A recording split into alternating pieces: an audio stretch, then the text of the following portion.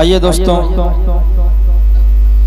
میں اب چاہتا ہوں کہ ایک اور تقریر آپ حضرات کے سامنے پیش کی جائے۔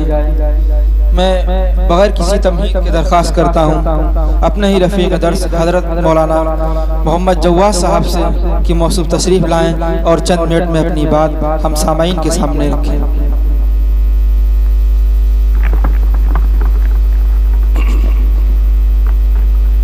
بسم اللہ الرحمن الرحیم، حمدا لأہلہ والصلاة علی اہلہ، اما بعد، اعوذ باللہ من الشیطان الرجیم، بسم اللہ الرحمن الرحیم۔ لقد کان لکم فی رسول اللہ اسوۃ حسنہ، صدق اللہ العلی العظیم۔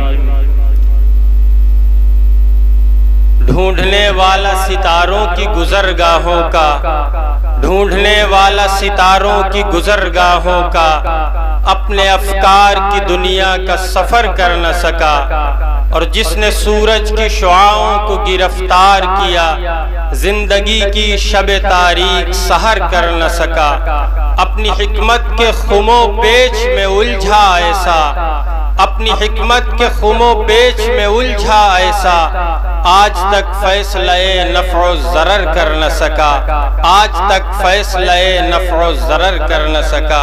اسٹیج پر معزز علماء کرام تشریف رکھتے ہیں، سامعین میں بیٹھے ہوئے ہمارے ہی بہت عزت مآب ہمارے بڑے استاد محترم حضرت مولانا محب الدین صاحب دامت برکاتہم العالیہ، ہم سب کے وہ ابتدائی استاد ہیں، انہی کی محنتوں کا نتیجہ ہے کہ آج ہم کچھ بولنا یا کہنا سیکھ گئے ہیں۔ حضرت والا سے درخواست کی تھی کہ آپ یہاں تشریف لے آئیں، فرمایا آنکھ میں کچھ تکلیف ہے، وہاں چمک لگتی ہے، اس لیے وہ وہاں تشریف رکھتے ہیں۔ اللہ تبارک و تعالی حضرت کو صحت و عافیت کے ساتھ عمر دراز عطا فرمائے۔ وقت زیادہ ہو چکا ہے، مفتی صاحب دامت برکاتہم العالیہ نے، اس کے علاوہ قاری جاوید صاحب نے اور دیگر لوگوں نے آپ کے سامنے مفید باتیں پیش کی ہیں۔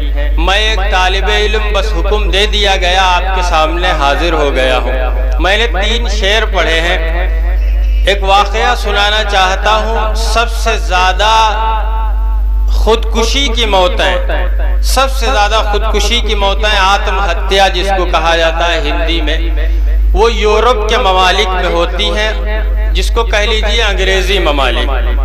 آپ اسلامی ممالک میں دیکھیں گے تو 0.0 ہے، یہ چیز بالکل بھی نہیں ہے، لیکن یورپین ممالک میں روزانہ ہزاروں سے بھی تجاوز کر جاتی ہیں خودکشی کی، بہت حادثات اس طرح کے ہوتے ہیں۔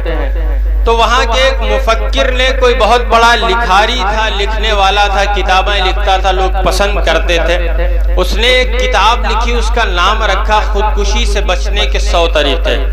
یعنی اگر آپ کو مرنا ہے تو مریے مت، بلکہ یہ کر لو، اگر مرنا ہے تو مرو مت، یہ کر لو، اگر مرنا ہے تو مرو مت، یہ کر لو۔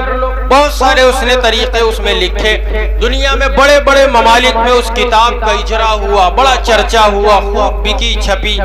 تھوڑے دن کے بعد خبر آئی خود اسی نے خودکشی کر لی، زہر کھا لیا اور مر گئے۔ اسے کہتے ہیں کہ اپنی حکمت کے خم و پیچ میں الجھا ایسا، آج تک فیصلہ نفع و ضرر کر نہ سکا، جس نے سورج کی شعاعوں کو گرفتار کیا، زندگی کی شب تاریک سحر کر نہ سکا۔ اللہ نے ہمیں انسان بنایا، اور انسان بنانے کے ساتھ ساتھ جناب محمد الرسول اللہ صلی اللہ علیہ وسلم کا امتی بنایا۔ آپ علیہ السلام کی پوری زندگی محفوظ ہے، ہم کہیں پہ بھی محتاج نہیں ہیں کسی کے کہ کسی دوسرے کو دیکھ کر کے ہم زندگی گزاریں۔ ہمارے بڑے عالم دین ہوا کرتے تھے رائے پور کے حضرت مولانا علامہ امام علی دانش نور اللہ مرقدہ، اللہ تعالیٰ ان کی قبر کو نور سے منور فرمائے۔ ان کا ایک شعر ہے کہ اور کے نقش پا کی عجب جستجو، اور کے نقش پا کی عجب جستجو، جب آپ جیسا رسول اکرم صلی اللہ علیہ وسلم جیسا آپ کو رہبر مل گیا، رہنما مل گیا، تو پھر کسی کی پیروی کرنا یہ عجیب بات ہے، اور اللہ کے یہاں یہ مقبول بھی نہیں ہے۔ میں ایک چھوٹا سا واقعہ سنا کے بس جگہ لیتا ہوں اپنی۔ قرآن نے اعلان کیا لقد کان لکم فی رسول اللہ اسوۃ حسنہ، کہ اے مومنین، اے دنیا میں پیدا ہونے والے انسانوں، اللہ نے تمہارے لیے نبی اکرم صلی اللہ علیہ وسلم کی زندگی کو نمونہ بنایا ہے۔ تمہارے لیے کسی اور کی زندگی نمونہ نہیں ہے۔ آپ کو چہرہ کیسا بنانا ہے، آپ دیکھو رسول اللہ کا چہرہ کیسا تھا۔ آپ کو لباس کیسا پہننا ہے، آپ دیکھو رسول اللہ نے لباس کیسا پہنا۔ آپ کو جب گفتگو کرنا ہے تو آپ کو معلوم کرنا ہوگا اللہ کے نبی نے گفتگو کس طرح کی۔ آپ کسی کے دروازے پہ جاتے تھے تو آپ کا طریقہ کیا تھا، آپ مہمان ہوتے تھے آپ کا طریقہ کیا ہوتا تھا، آپ بے زبان ہوتے تھے آپ کا طریقہ کیا ہوتا تھا۔ ہم ہر جگہ پر جناب محمد رسول اللہ صلی اللہ علیہ وسلم کے محتاج ہیں، اور اس کے بغیر میرے دوستو کامیابی نہیں ہو سکتی۔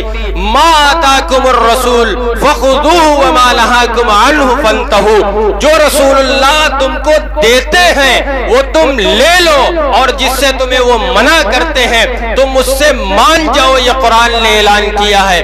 حضرت موسیٰ علیہ السلام کا واقعہ میں بارہا سنایا کرتا ہوں، برابر یہ واقعہ سناتا ہوں کہ جب ان کے مقابل میں 80,000 جادوگر آئے تھے، مولانا تشریف رکھتے ہیں، میں ذمہ داری سے یہ بات عرض کرنا چاہتا ہوں، روایات میں آتا ہے وہ 80,000 جادوگر مسلمان ہو گئے، ایمان لے آئے، قرآن میں اس کا ذکر کیا گیا۔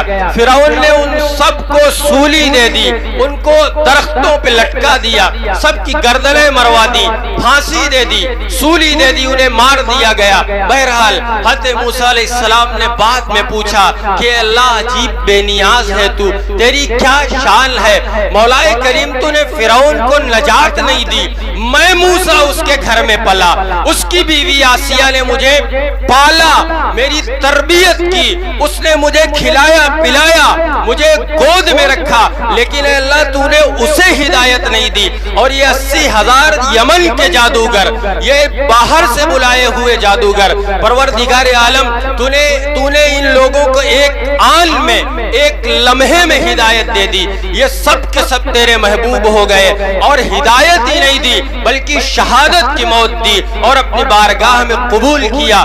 غور سے سننا میرے بھائیوں، بڑے مطلب کی بات ہے، بڑی عبرت کی بات ہے۔ اللہ نے کہا موسیٰ تم نے دیکھا نہیں؟ کہا کیا؟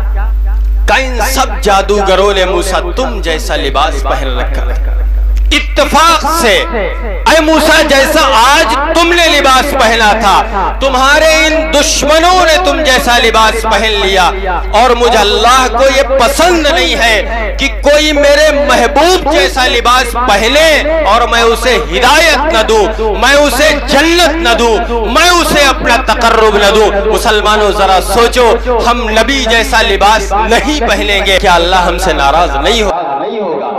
ہم نبی جیسا چہرہ نہیں بنائیں گے تو کیا اللہ ہم سے ناراض نہیں ہوگا؟ نماز آپ پڑھیں نہ پڑھیں یہ ایک الگ مسئلہ ہے، لیکن وضع قضا کا یہ ایک الگ مسئلہ ہے، زکوٰۃ دے نہ دے یہ ایک الگ مسئلہ ہے، وضع قضا کا ایک الگ مسئلہ ہے۔ ہمیں کم سے کم ایسا تو رہنا ہے کہ اگر کوئی سامنے آتا ہے اور وہ سلام کرنا چاہے تو بے جھجک ہم سے سلام کر لے۔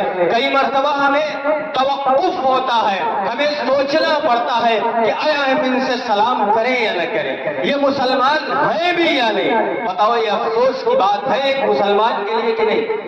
اسے دیکھ کر یہ تصور نہ آ جائے کہ یہ مسلمان تمہارے ہی واقعی ہے، کبھی تم کو دیکھ کر لوگ اسلام قبول کیا کرتے تھے، آج تم پہچانے نہیں جا رہے۔ میرے دوستو اپنے مرکز سے اگر دور نکل جاؤ گے، خاک ہو جاؤ گے، افسانوں میں کھو جاؤ گے، اپنی مٹی پہ ہی چلنے کا سلیقہ سیکھو، سنگ مرمر پہ چلو گے تو پھسل جاؤ گے۔ ہم غیروں کا طریقہ نہ اپنائیں، ہمیں دوسروں کے سے کوئی سروکار نہیں، ہمیں اگر مطلب ہے تو اللہ کے نبی علیہ السلام کی زندگی سے مطلب، صحابہ کرام کی سیرت سے مطلب ہے۔ کیا ہم نے چہرہ نبی والا بنایا؟ کیا ہم نے لباس نبی والا پہنا؟ کیا ہماری گفتگو نبی والی ہے؟ کیا ہمارا چال چلن نبی والا ہے؟ میرے دوستو اگر ہے تو ہم 100% کامیاب ہے، دنیا میں بھی کامیاب ہے، آخرت میں بھی کامیاب ہے۔ اگر نبی والا چال چلن نہیں ہے تو پھر ہم کامیاب نہیں ہیں۔ میدان محشر میں اللہ کے نبی اسی داڑھی سے پہچانیں گے۔ اگر یہ نور چہرے پہ نہیں ہے ہم نبی کو چہرہ کیسے دکھائیں گے؟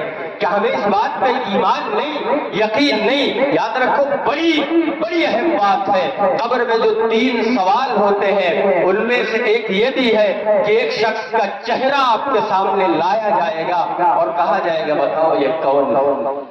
وہ چہرہ کون سا ہوگا؟